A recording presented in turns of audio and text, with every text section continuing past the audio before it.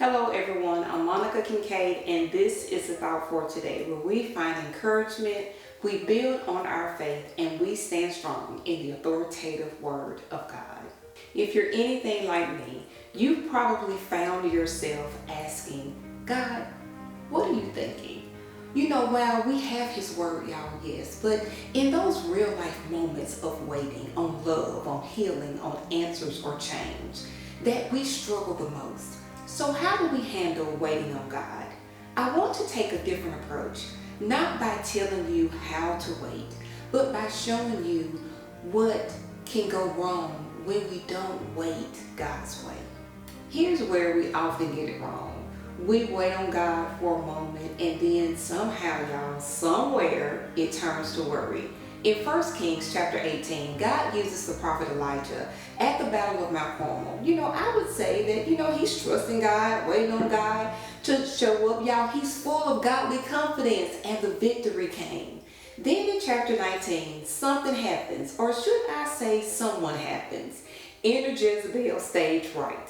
In verse 2, Jezebel threatens the prophet, and we can relate to what it says in verse 3. And he was afraid and got up and ran for his life and came to Beersheba, which belonged to Judah, and he left his servant there. Y'all, like Elijah, we sometimes will retreat from life, not out of obedience, but because of fear or frustration or weariness.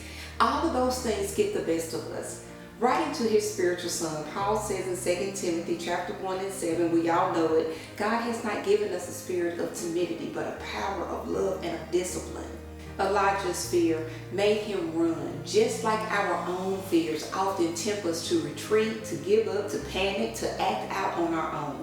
But this verse helps us to learn that fear does not come from God, neither is fretting in the waiting. What the world calls FOMO, yes, the fear of missing out, God simply calls fear.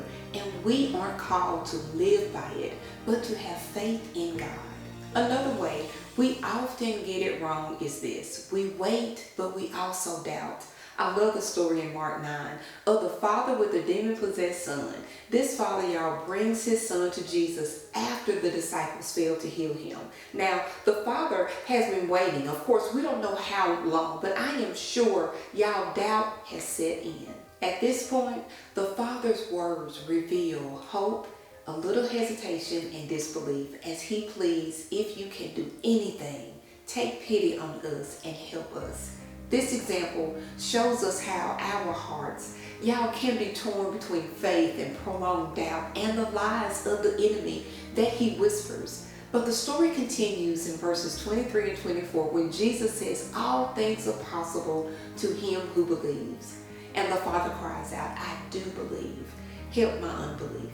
This shows us that we will struggle with doubt, y'all, but we can't live there. We can't park our doubt cars there. No, Jesus did not die for us to pitch our doubt tents there either.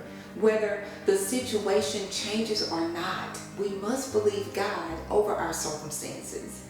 The key to waiting is that we must continue trusting God's timing and hold to the trustworthiness of God's sovereignty. Our encouraging takeaway is this. Waiting on God is never wasted time. Yes, it may be hard, it may be scary, and bring on feelings of doubt and frustration. However, y'all, I can testify that trusting God's perfect timing and his sovereign plan will always lead us closer to him through all things. I hope and pray that you were encouraged to wait well no matter what. May God's blessings continue to overflow you. Until next time.